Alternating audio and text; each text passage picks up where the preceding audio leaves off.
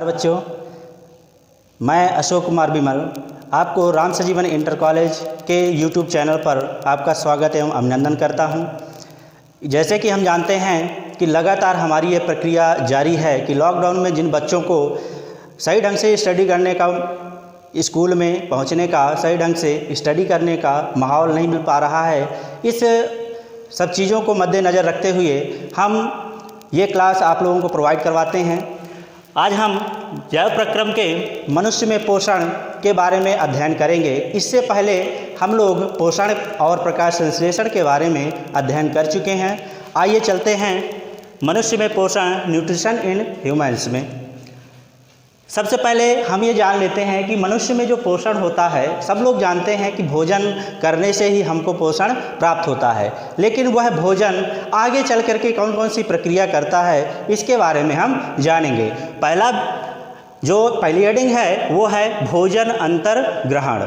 जब भोजन को हम अंतर्ग्रहण करते हैं तभी हमको पोषण प्राप्त होता है। ठीक है, भोजन को मुख द्वारा ग्रहण करके मुख गुहा में पहुंचाया जाता है। ठीक, और मुख गुहा में उपस्थित 3 जोड़ी लार ग्रंथियों में स्टार्च पाचक एंजाइम टाइलिन भोजन के स्टार्च को साधारण शर्करा में तोड़ देता है। ठीक है, जिस प्रकार भोजन पहले पहुंचता है मुख गुहा से, मुख के अंदर से पहुंचता है, क्या होता है उसमें जो पाचक एंजाइम है, जो स्टार्च का पाचक एंजाइम है जिसका नाम है टाइलिन, जो हमारी लार की ग्रंथियों में पाया जाता है। ठीक है, यह टाइलिन नामक जो एंजाइम्स है वो हमारे भोजन में जो स्टार्च होता है उस पर मिल जाता है और उसको शर्करा में तोड़ने का काम करता है। ठीक, और क्रमाकुंचन गति के कारण भोजन आमाशय में पहुंच जाता है।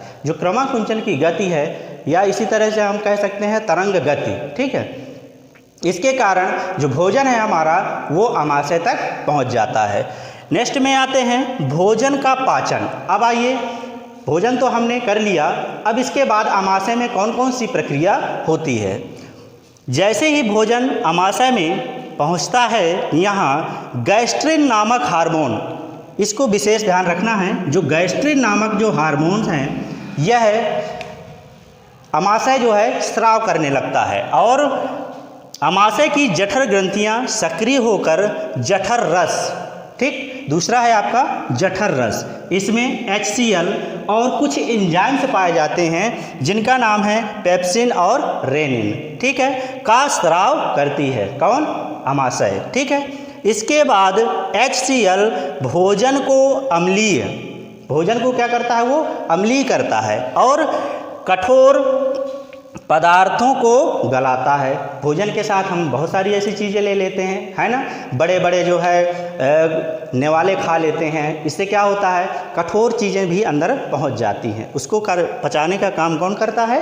HCl। ठीक, और दूध भी हम पीते हैं तो रेनिन दूध को फाड़कर कैसीन प्रोटीन, रेनिन क्या करता है, दूध को फाड़ करके कैसीन जो दूध के अंदर पाया जाता है उस प्रोटीन को अलग कर देता है और आमाशय में पाचक रसों से सना हुआ भोजन क्या कहलाता है? काइम कहलाता है। ठीक है, और यहाँ जो आमाशय में जो भोजन के रहने की जो गति है वो 3 से 5 घंटे तक भोजन आमाशय में रहता है। ठीक, तो जैसा लगभग मैंने बताया कि भोजन का मुख के बाद फिर आमाशय में पहुंचता है, उसमें ढेर सारे एंजाइम्स मिलते हैं। ठीक है, इसके बाद हम नेक्स्ट में आएंगे। आइए आगे चलते हैं, पचे हुए भोजन का अवशोषण। अब देखिए पचे हुए भोजन का किस प्रकार अवशोषण होता है। ठीक है, हम लोग खा तो बहुत चीज़ें लेते हैं, लेकिन उसका जो अवशोषण है वो कैसे होता है। छोटी आंत, पहली बात तो छोटी आंत का काम है कि जितना भी भोजन हम करते हैं उसके अंदर जो भी प्रोटीन्स हैं, विटामिन्स हैं, वसा है, जो भी चीज़ें वहाँ पाई जाती हैं वो सब चीज़ों का अवशोषण कौन करता है? छोटी आंत करती है।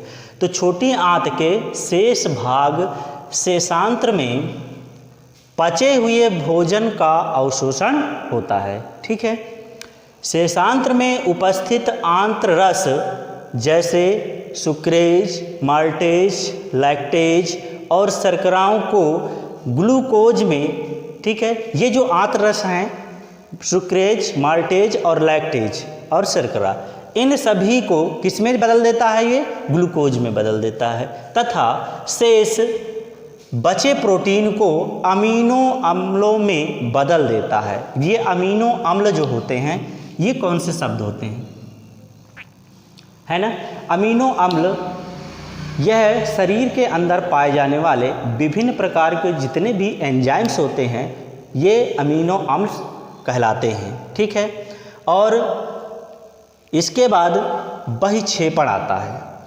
बहिक्षेपण में क्या होता है? जितना भी छोटी आंत द्वारा जो बचा हुआ भोज्य पदार्थ है अवशोषित होने के बाद जो बचा हुआ जो भोज्य पदार्थ है वह भोजन बड़ी आंत में पहुंचता है, ठीक है, वही बहिक्षेपण कहलाता है। जैसा कि लिखा हुआ है कि अपचा भोजन छोटी आंत से बड़ी आंत में पहुंचता है और बड़ी आंत में भोजन का कोई पाचन नहीं होता है, ठीक। आपने देखा कि छोटी आंत में जितना भी है आमाशय के द्वारा जितना भी पचाया गया जो भोजन है वो छोटी आंत द्वारा अवशोषित हो गया और कुछ भाग ऐसा है हम लोग खा लेते हैं जिससे जो है भोजन का पाचन नहीं हो पाता है, आमाशय में छोटी आंत में आता है तो छोटी आंत में उसका सही ढंग से अवशोषण नहीं हो पाता है क्योंकि वो भाग पचा हुआ नहीं है। तो ये जो छोटी आंत द्वारा जो शेष भाग बचता है वो कहाँ पहुँचता है? बड़ी आंत में।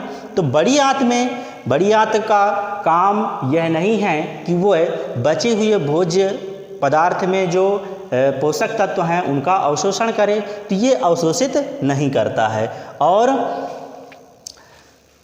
बड़ी आंत में भोजन का कोई पाचन नहीं होता है। जब पाचन नहीं होगा तो उसका अवशोषण नहीं होगा, किंतु कुछ मात्रा में जल एवं खनिज लवण, है ना, जल और खनिज लवणों का अवशोषण हो जाता है, सिर्फ जल और खनिज लवणों का। यदि हम चाहें, यदि कहें कि जो एंजाइम्स हैं उसमें जो पोषक तत्व हैं उनका अवशोषण बड़ी आंत करती है तो नहीं करती है। कौन करती है? वो छोटी आंत करती है, ठीक है। और खनिज लवणों का अवशोषण बड़ी आंत करती है। इसके बाद समय समय पर मल के रूप में गुदा द्वार से निकाल दिया जाता है। बाकी जो बचा हुआ अन्य पदार्थ है वो मल के रूप में बाहर निकल जाता है और इस क्रिया को हम क्या कहते हैं? बहिक्षेपण कह देते हैं, ठीक। इसके बाद आते हैं स्वांगीकरण। स्वांगीकरण परीक्षाओं में अक्सर पूछा जाने वाला बहुत वेरी इम्पॉर्टेंट ये टॉपिक है, ठीक है। स्वांगीकरण बहुत पूछा जाता है कि स्वांगीकरण में होता क्या है ना। तो आइए चलते हैं, देखते हैं। आंत द्वारा अवशोषित भोज्य पदार्थों का, जो आंत में हम लोगों जो भोजन खाया है उसका जो अवशोषित भोज्य पदार्थ हैं उसको क्या करता है? ये रुधिर द्वारा कोशिका द्रव्य में, अब ये कोशिका द्रव्य नया शब्द आ गया है ना। कोशिका द्रव्य जो है कोशिका के अंदर पाया जाने वाला ऐसा पदार्थ है जो तरल होता है, ठीक है, उसी को हम क्या कहते हैं? कोशिका द्रव्य कहते हैं। तो कोशिका द्रव्य में पहुंचाता है, ठीक। जो आंत द्वारा अवशोषित पोषक तत्व हैं वो रुधिर के माध्यम से कहाँ पहुँचते हैं? कोशिका द्रव्य में। तथा जीव द्रव्य निर्माण में प्रयुक्त होना स्वांगीकरण कहलाता है। अब ये कोशिका द्रव्य है और जीव द्रव्य है ना, दोनों चीज़ें आपको समझना है यहाँ पे, कोशिका द्रव्य और जीव द्रव्य।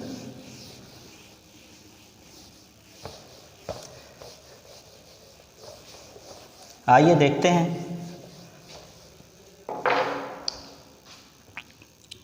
कोशिका द्रव्य और जीव द्रव्य।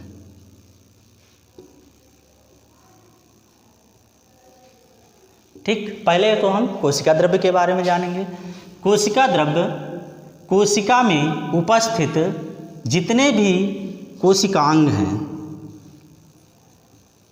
जितने भी कोशिकांग हैं, ठीक है, जैसे केंद्रक हो गया, ठीक, इसके बाद माइटोकॉन्ड्रिया हो गया, है ना, और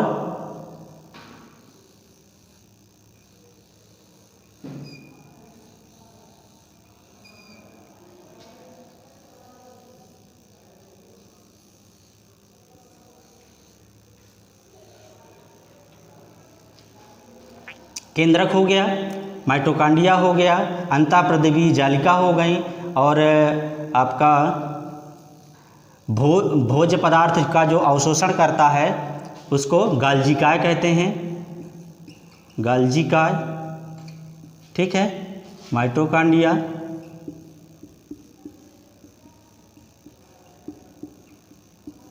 ये केंद्रक हो गया, और ये अंतःप्रदेवीय जालिका हो गई, ठीक। जितने भी इस कोशिका के अंदर पार्ट पाए जाते हैं, ठीक है, वो किसके अंदर रहते हैं? कोशिका द्रव्य के अंदर, ठीक। अब इसके बाद हम आते हैं जीव द्रव्य में। जीव द्रव्य क्या है? अब कोशिका के अंदर जितने भी कोशिकांग हैं और कोशिका के बाहर जिससे वो जिस जीव के साथ जुड़ा होता है, ठीक है, जिस दूसरी कोशिका के साथ जुड़ा होता है, इस संपूर्ण कोशिका को मिला करके हम क्या कह देते हैं? जीव द्रव्य कह देते हैं, ठीक है। दोनों बातें समझ में आई? तो ये आपका जो मनुष्य में पोषण है यहीं से आपका समाप्त होता है, ठीक है। नमस्कार, धन्यवाद।